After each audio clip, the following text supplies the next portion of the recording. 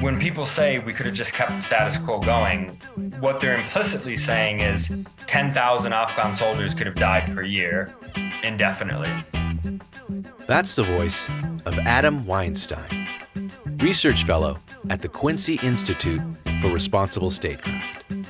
He's today's guest on Press the Button, a Plowshares Fund podcast dedicated to nuclear policy and national security. And now, here are your co-hosts, Tom Kalina and Michelle Dover. Welcome back to Press the Button. After 20 long years, the withdrawal of all U.S. military forces from Afghanistan is complete. We'd like to recognize the effort of those officials, activists, friends, and families who worked tirelessly to evacuate as many people as they could. We know there's people still there, but we know how hard people have been working. Hi, Michelle. Yes, this has certainly been a trying time for military forces and all U.S. personnel in Afghanistan and those working on the exit from Afghanistan. It's been a long road, and I'm truly glad to see the United States has been able to turn the page on this sad chapter in our history. You know, they say it is much easier to start a war than to end one, and that has certainly been true in Afghanistan. And we will use today's show to begin to discuss how things could have gone differently, which we hope to be an ongoing conversation on this show over the next few months. But back to today, and what do you have for us on early warning? So we are wrapping up our series on new approaches to American security policy, and today we discuss how democracies should be leading on surveillance technology reform. This is the end of the series highlighting winning research from the New America Essay Competition, so really excited for you all to hear it. After that, I sit down with Adam Weinstein from the Quincy Institute to talk Afghanistan. We go deep into the questions of why we went in the first place, why we stayed in so long, and why it was so hard to leave. Please stay tuned for this timely conversation. And if you like what you hear, remember to hit subscribe and leave us a rating. Your feedback is how we make the show better. But with that, let's get into today's episode. The clock is ticking. And now, early warning, early warning, early warning, early warning. A 7-minute synopsis of this week's nuclear news. Today I'm joined by Ishan Sharma, Emerging Tech Fellow at the Federation of American Scientists and Analysts at the Day One Project, and Ronit Langer, former Herbert Scoville Jr. Peace Fellow at the Carnegie Endowment for International Peace. Thank you both for joining. As you know, we have 7 minutes to cover the week's nuclear and national security news, starting now. So, Ronit, Ishan, congratulations on your research, which was one of the winners of New America's Reshaping U.S. Security Policy for the COVID-era essay competition. And in this research, you made the case that democracies should be leading on surveillance technology reform, in particular since these technologies and the artificial intelligence required to process the data is strengthening autocratic regimes around the world. How do you see a link between the surveillance technologies and the types of state powers using them? Absolutely. That's a great question. So I think the idea here is that the gravest threat to the authoritarian model has always been internal through civilian revolts. And what we're seeing through artificial intelligence advancements and other types of technological augments for surveillance tech is the emergence of truly transformational technology. So I think the best example of this is CCTV. In 2015, only 2% of CCTV footage was ever seen. Now, it's possible through these advances in AI, video analytics, and Internet of Things for one person to monitor hundreds of thousands of people and through these video feeds, which creates a lot more potential for something that is reminiscent of the German Stasi, almost in a 2.0 form, where instead of having a dense informant network, you have security cameras that are always monitoring and staying alive. And just to add a bit on that, specifically because this was talking about the COVID era, and we're seeing a lot of new surveillance come in response to COVID, it's especially important right now that we check those powers of different states as we go and we build out all of the biosurveillance that is coming down the pipeline and additional surveillance of citizens. So what principles should the U.S. adopt when it comes to how we use surveillance technologies? The simple answer is that we should use principles that we already have established within our system here in the United States. And a lot of that comes down to rights to privacy and the right to against unreasonable search and seizure. But what we argue for in this piece is really 4 principles, which are transparency, accountability, proportionality, and intersectionality. And the basic idea underlying all of those is that the people who are most impacted by these surveillance technologies should be essential to establishing what we should do and how we should use these surveillance technologies. And we should know how they're being used within our system. That way we provide the most amount of protection possible. I think there's a lot of time spent throughout the AI ethics effort that tries to evaluate, what does transparency mean? What does proportionality actually mean? And so part of what we've done through the piece is really apply how surveillance technologies are adopted in the United States and other democracies, trying to create a model instance for the application of what does proportionality actually look like in the context of how surveillance tech is deployed. I think the best example of this is, for example, how much data are we acquiring? What does limited retention of this data look like? Do we have sound practices for how this data is secured? So we're creating this instance of like a model case for how surveillance tech is deployed. And just one more thing to add. Currently, a lot of the response is to ban the system altogether and to say, let's just put a stop on our surveillance tech. But we know that that does not actually work. And we know that from other forms of technology where the technology is so useful and so widespread that it's too late for a ban and it wouldn't accomplish our goals anyway. Pushing that a little bit. How then do these principles translate into either federal or state policies? So that's another great question. I think the goal with these principles is to create the foreground for democracies to lead by example. The thesis being that there are current surveillance technologies that are changing the balance of power between what it means to be an authoritarian country and a democratic one. We can't expect other countries to be responsible in how they deploy surveillance tech unless democracies lead by example. So there's a couple of ways to do this. One really interesting series of movements is happening at the local level in the United States across 16 US jurisdictions, which have passed surveillance ordinances. Now, surveillance ordinances extend transparency and oversight to the community over how they're being surveilled. The best example of this is in Oakland, which in one surveillance ordinance created the Oakland Privacy Advisory Commission to do things like assess, do we need this technology? What is the intended use case here or the community problem we're trying to solve? And to after conduct follow-on assessments. Has there been disparate impact? Were we actually successful in achieving the community problem we wanted to address? Now, if, for example, we were to condition the billions of dollars of federal police grants that go to funding local and state acquisitions of surveillance technologies, there's real potential to scale these surveillance ordinances from 16 US jurisdictions throughout the United States, essentially creating a much more democratic, community-based, and transparent and accountable system for the regulation of surveillance technologies. Now, on the international arena, one really interesting development is out of the European Union, which has recently extended export controls to dual-use technologies with any potential for internal repression or other serious violations of human rights. Now, this is in contrast to the US approach, which is just listing companies or types of technologies on a list. And so if the United States were to adopt this similar multilateral approach, they could create follow-on pressure for other countries inside the EU, but also out to move beyond the slow-moving Wassenaar arrangement and actually create some sort of systemized regulation on how this technology is exported abroad.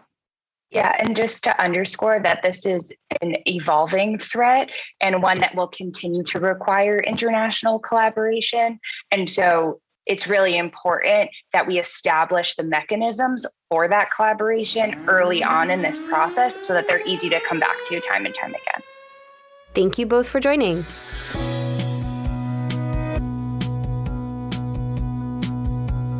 After 20 long years, U.S. troops are out of Afghanistan. As our listeners may remember, the original goals of the war were to capture Osama bin Laden and dislodge al-Qaeda, both of which were achieved a decade ago. Yet we stayed on for another decade at the cost of trillions of dollars and thousands of lives. And when we left, the Afghan government and military were so weak that they collapsed before we could evacuate all Americans and allied Afghans. This, of course, led to the chaotic and rushed final exit that we will not soon forget.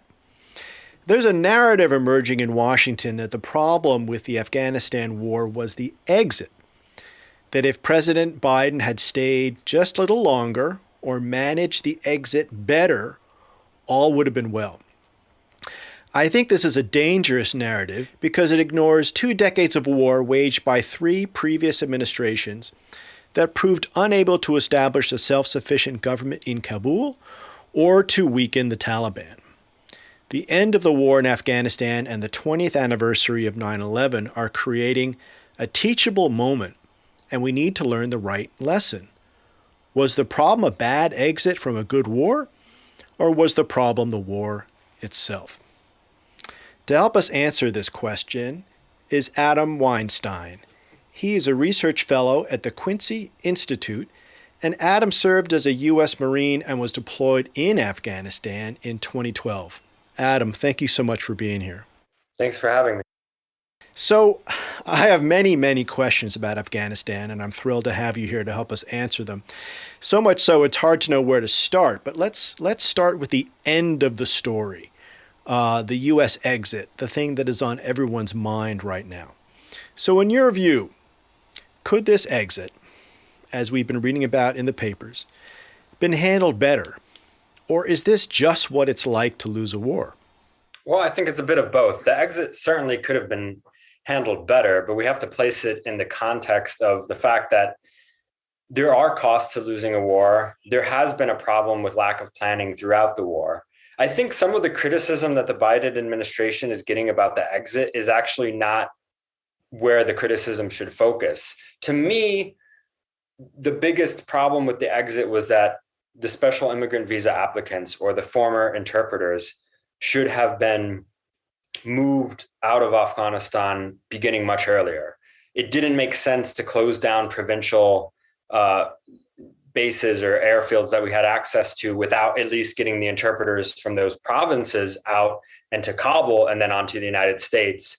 I don't think anyone was really in charge of the effort to get these interpreters out. And of course, the Trump administration had basically put a halt to the entire effort. So the blame goes back multiple administrations, and the SIV program itself was incredibly arduous and bureaucratic.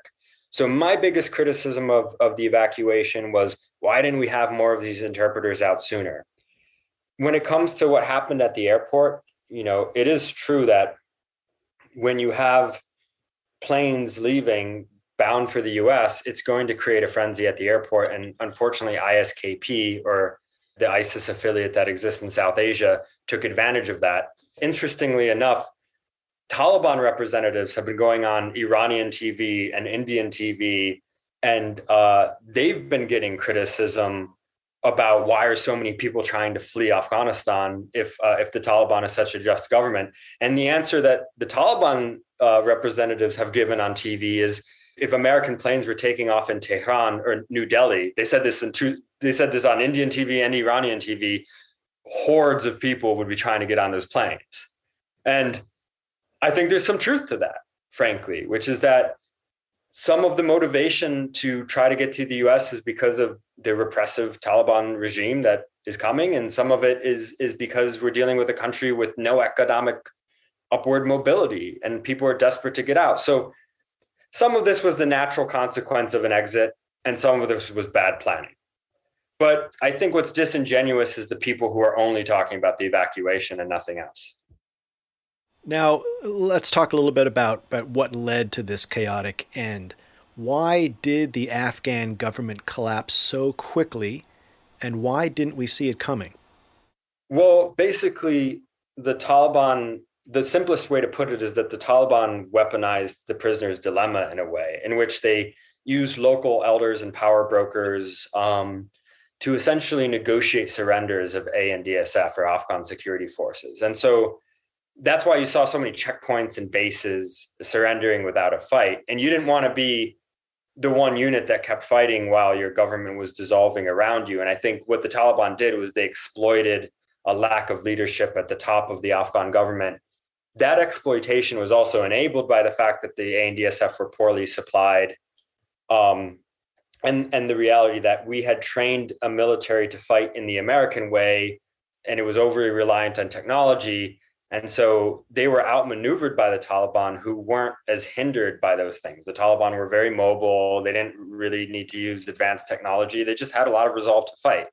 So that's why, I guess that's why the Afghan security forces collapsed in such a rapid way. We saw that the Afghan commandos kept fighting, or their special forces kept fighting, but they were taking heavy losses near the end. And I think we always have to remember the Afghan security forces were taking incredible losses, especially over the last couple of years. I mean, in the last 2 years, 10,000 deaths per year. And when people say we could have just kept the status quo going, what they're implicitly saying is 10,000 Afghan soldiers could have died per year indefinitely, I suppose. And that's a cost that's worth paying. I think it would be a real tragedy if what we had seen was that the ANDSF were really fighting the Taliban, but the Taliban were just slowly gaining ground because they were a superior fighting force. That's not what we saw. We saw them just simply collapse. Now, it gets to the question of why didn't we predict it? Even I didn't predict it, and I was probably more critical of the Afghan government's viability than most analysts. I think we just began to believe that, look, we invested so much in this state, how could it possibly collapse this rapidly? I mean, it was unbelievable. And I'll say this, if you had been the person out there saying, I think they'll collapse within a matter of weeks, there are plenty of people who said they would collapse over time. But if you'd been the person out there saying they would collapse in a couple of weeks, you would have been a pariah in our policy conversation. And I would probably have to have a discussion about that too. Why has it become a faux pas or a taboo to talk about worst case scenarios? Right. So in a sense, you're saying that someone who had come forward with an accurate prediction might simply not have been listened to. They might not have been listened to, or worse yet, they would have been accused of spreading anti-government or anti-Afghan government propaganda, or being a propagandist for the Taliban. I mean, this was the policy environment we were in. Or, they might have said that, but they would have said, and as such, we have to stay. But if you made the argument that we think the Afghan government is going to collapse, but it's still in the strategic interest of the US to leave, now that would have been a really, really lonely position, even if it's the correct one. And it would have been the correct one. Let's back up a little bit to Biden's decision to leave Afghanistan. In your view, was that the right decision? And Biden framed it as essentially, we either go home or go big. There's no middle ground. So in your view, was there some middle ground of leaving a small force indefinitely, or was there really the Biden frame of go home or go big? I think the Biden frame is more accurate. Look, it was a lonely position to say, let's withdraw. Let's not forget that. What we saw is, leading up to Biden's decision, virtually nobody in the foreign policy establishment was arguing in favor of the withdrawal. There were a few people, and Quincy Institute and myself took that position, but there were very few people. It was an incredibly lonely position. Then he made the withdrawal announcement in April, and all of a sudden everybody was like, this was the right decision and we knew all along. Then things started to go wrong, or at least in a negative way. And people began to back up. And now we're back to, you listen to people's statements in the foreign policy establishment and you don't even know what position they take because it's just so much roundabout language. So it was a lonely position for Biden to take, but he was in touch with the American people, and the polling across multiple different polls that framed the questions in multiple different ways demonstrate that he had his pulse on the American people. And more importantly, I think he made a strategic calculation that the threats that emanate from Afghanistan, and there still are threats, but it doesn't justify staying in Afghanistan indefinitely. It simply doesn't. And that was what was at stake here. When people say, oh, just leave 2,500 people.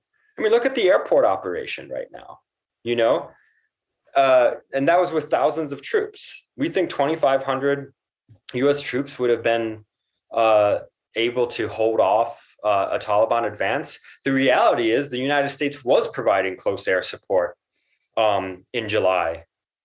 And yet the Taliban were still making rapid advancements. Close air support only works if it's done in tandem with an effective ground element. It's not magic. And we saw that with the drone strike. It's obviously not a magical tool. They just destroyed an Afghan family. So this idea we could just keep the status quo is intellectually dishonest. And I don't accuse a position of being intellectually dishonest very often. I often just say, well, we disagree. We've been presented with the same facts and we disagree, and there's room for disagreement. Not in this case. Anyone who says we could have kept the status quo in Afghanistan the way things were going is being intellectually dishonest. The Taliban were making steady gains. They were going to re-engage US troops if Biden decided not to withdraw. Inevitably, they would have had to send more troops. The idea that this could be some low-cost, special operations-driven mission where there were no casualties, that's fantasy land. And in fact, in Biden's speech, he talked about how there's no such thing as a low-cost, low-impact war, right? Someone's bearing the brunt of it somewhere. It's often said that it's much easier to start a war than to end one. And I can't imagine a better, more fitting example of that than Afghanistan. Why was it so hard to end this war? You talked about Biden being so isolated.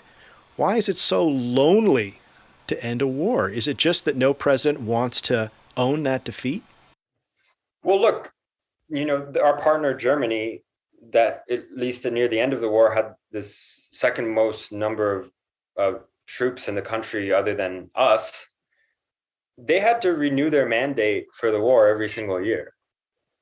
In fact, it caused some tension with them that we didn't make a clear withdrawal decision because, they were worried about, do we renew our mandate or don't? That's not how it worked in the United States. Our Congress completely abdicated their responsibility. And so we've had these authorizations for use of military force that have just gone on for decades now. And that allowed Congress to sit on the fence. And if it looked like the war was unpopular, they could criticize it. And if it looked like, they could stoke the fears of terrorism and endorse the war, then they could do that. And they never actually had to take a real position that was actionable. And I'm sure that's very attractive to a politician. But that's not how our country is supposed to function. There's checks and balances for a reason. I think the reason past presidents have avoided the withdrawal decision, well, let's step back for a second. We've technically been in some state of withdrawal for the last decade, but the reason none of them have ever gone through with it in its entirety is because of the backlash that we're seeing right now. They didn't want to stomach the political backlash that President Biden is now experiencing. Is some of it self-inflicted due to lack of planning over the evacuation? Sure. But a lot of it was going to happen no matter what. And I think President Biden knew that. I think other presidents knew that. So that's why they hesitated. There's a big difference to starting a withdrawal versus finishing it. Those are two very, very different things. It's easy to start a withdrawal. It's hard to finish it. And that's what President Biden did, which was brave politically. And then the other issue is that I think it's safe to say if there were ever another terrorist attack on US soil that could somehow be linked to Afghanistan, the domestic blowback of that would be incredible. But here's what we have to remember. I mean, we're in a country where severe weather kills more people than terrorism. We're in a country where over 600,000 people died from the pandemic and counting. The president's job is to prioritize threats. I wish that the foreign policy establishment had the intellectual integrity to say, you know what, if there's an Al-Qaeda attack that kills 20 people, in the grand scheme of things, it still made sense to leave Afghanistan. I highly doubt they do. Yeah, that's a tough one right there.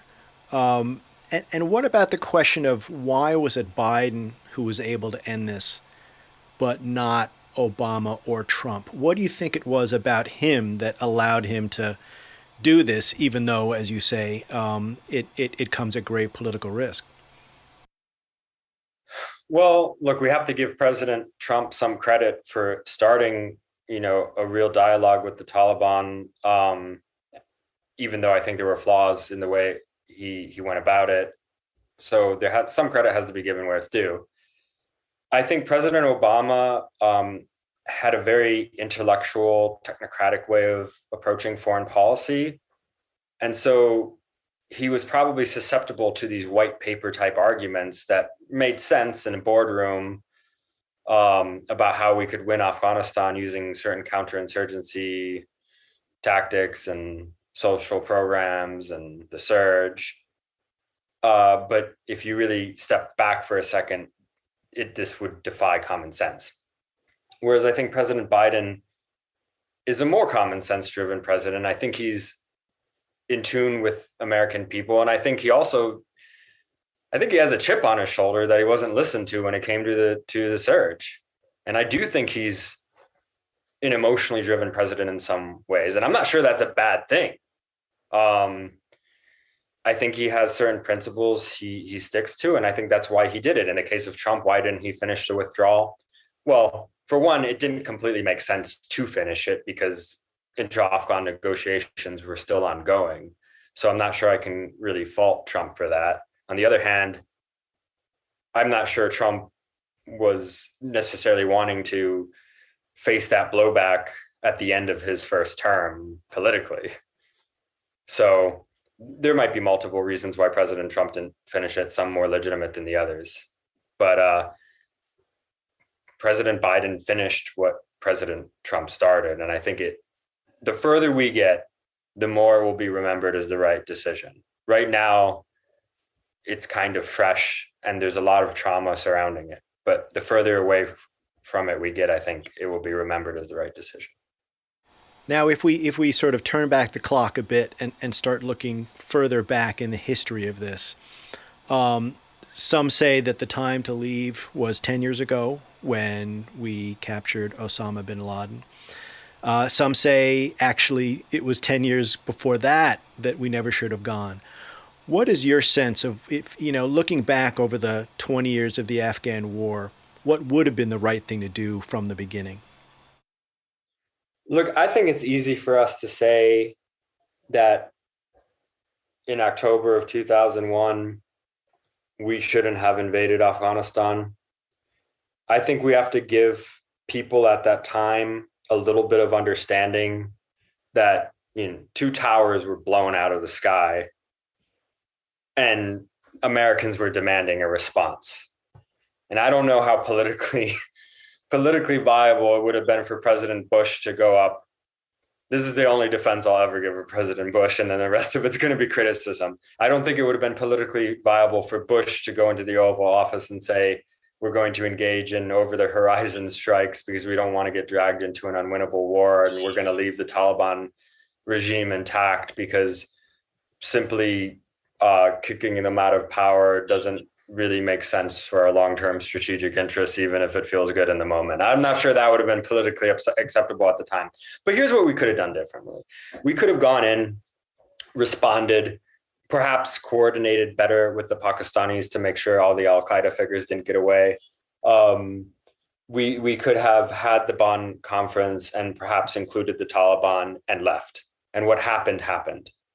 I think we could have done that. And going forward, by the way, since we now have the hindsight of the last 20 years, in a future scenario, I would expect a president absolutely to say, you know what, we had this attack, but it doesn't make sense to invade this country because we've seen the experience of the last 20 years. I'm just saying that the Bush administration didn't have that knowledge at the time. Now we do, so it would absolutely be unacceptable, in my view, to make the same mistake again.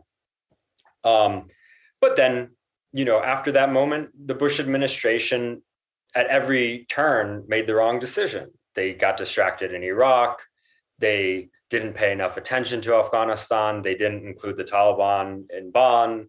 They refused to talk to Taliban who were willing to negotiate. They let the war drag on.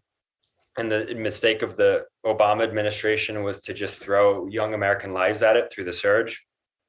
And the next mistake was not to follow his own withdrawal timeline.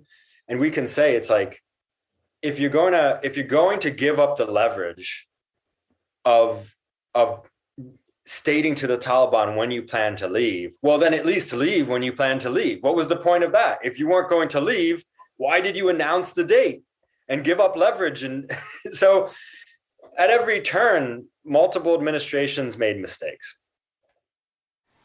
Was there ever a moment in your view, going back to the Bush administration, that they could have gotten Osama bin Laden, which I think was kind of the emotional target, if you will, without an invasion? Or do you think the invasion was necessary to get there?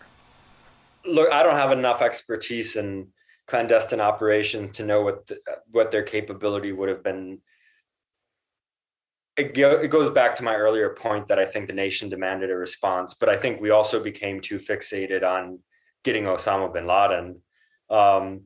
Look, the threat is terrorism. Osama bin Laden was part of that. But one of the big problems with U.S. foreign policy is we get obsessed on specific things, whether it be catching Osama bin Laden, whether it be dealing with Al-Qaeda. And it's like we can't even have an honest conversation about the threats. I mean, I think we have an infrastructure problem in this country. We saw that in Fort Lauderdale a couple of months back. I think I'll go on record saying that probably more people are going to, not even probably, 100% more Americans are going to die due to severe weather and infrastructure problems than future terrorism attacks. And why don't we just invest more into weather predictions and infrastructure repairs? Well, because we become fixated on threats like Al-Qaeda.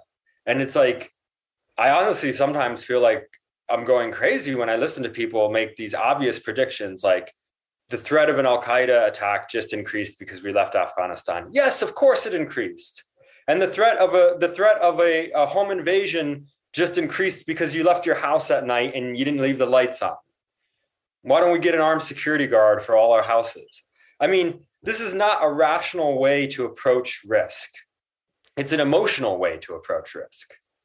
And it's the job of our elected leaders and our technocrats, for that matter, to approach risk in a rational way that saves the most human lives, not in a way that is emotionally driven. So on that note, this coming weekend will mark the 20th anniversary of the terrorist attacks on the World Trade Center and the Pentagon. What do you hope we as a nation can learn from that experience and our response to it? I think we should mourn the dead on 9/11, and I think we then should ask ourselves, was it worth delivering young Americans to the battlefield to be killed in those same numbers, and even higher numbers if you add it all up, like twice the number, and not to discount all the Iraqi and Afghan civilians who have died in the tens of thousands, maybe hundreds of thousands actually, in those conflicts. Was that worth it? We took young Americans and delivered them to the battlefield in Afghanistan to face an enemy that was incapable of reaching them otherwise, delivering them into the line of sight of their Soviet era rifles and their IEDs that we drove over. I mean, it's absurd. And I think I would ask us to not cut off our nose to spite our face in the future, to learn the lesson, to mourn our dead, but not to react to threats in a knee-jerk way. Adam, thank you so much. That says so much, and I hope I agree with you that I hope we learn those lessons. And time will tell. We are out of time. I'm sure we will talk again. But for now, thank you so much for being here, and best of luck in all your work. Thanks for having me.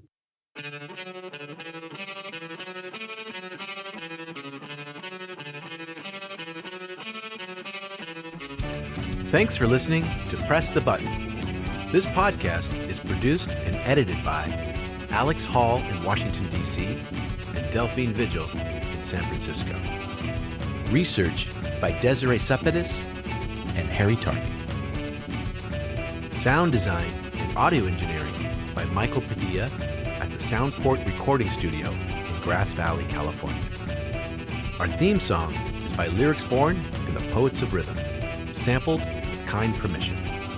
Additional music by San Francisco-based bands 17 Evergreen and the Society of Rockets. To continue the dialogue and support our work, visit plowshares.org.